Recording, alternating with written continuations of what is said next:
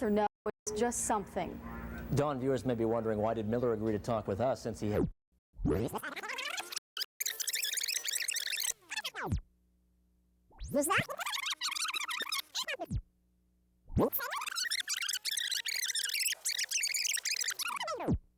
he had to do with that. He called Mrs. Faggot a sweet old woman. In fact, Miller says the woman had asked him to stay.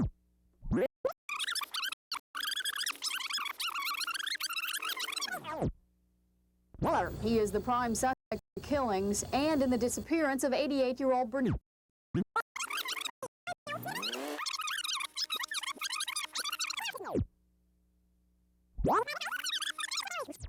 To Peoria from Chicago after prison, Miller said parole-wise, it's easier after that long to try and adjust investigators. But last night he talked openly to us.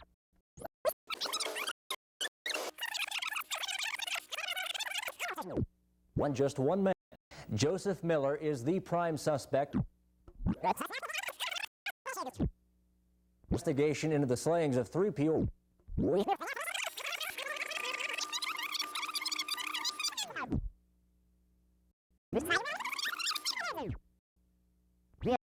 To hide, and tomorrow we're going to continue our conversation with Mr. Miller. We asked him about his past, his childhood, his relationship with Bernice Faggot. We also talked about his attitude toward women. It's all quite interesting, and we'll continue with that tomorrow at 6 o'clock. Okay, we look forward to that report tomorrow night at 6. Dawn Tongish reporting from the newsroom tonight. Good evening. Alice is still under the weather tonight. The murder investigation into the slayings of 3 Peoria prostitutes is focused on just one man.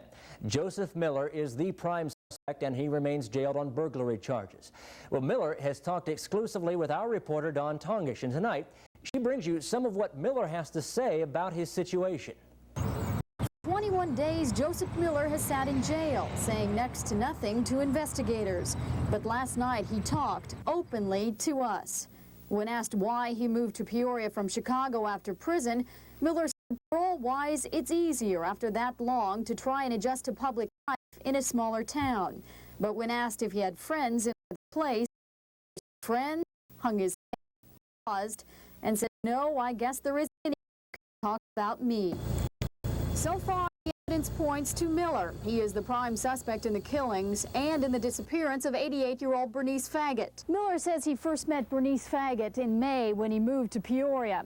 He says he did yard work for her here at her house. When asked about her disappearance, Miller said he had nothing to do with that. He called Mrs. Faggot a sweet old woman.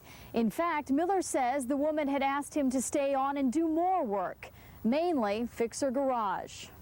Miller denies knowing the murder victims, Marcia Logue, Helen Dorrance, and Sandra Sesnegi, even though authorities believe he is likely their killer. When asked about being linked to the crimes, Miller said, "I see why I am suspected of doing this. Look at my past." And when asked if he said it didn't matter if I said no, no one would think I'm innocent because of my past record. And that past record includes a conviction for killing 2 prostitutes near Chicago in the 70s. Now, because Miller is suspected of crimes against women, we asked him if he liked the opposite sex. He said, "That's kind of hard. I can't really say yes or no. It's just something."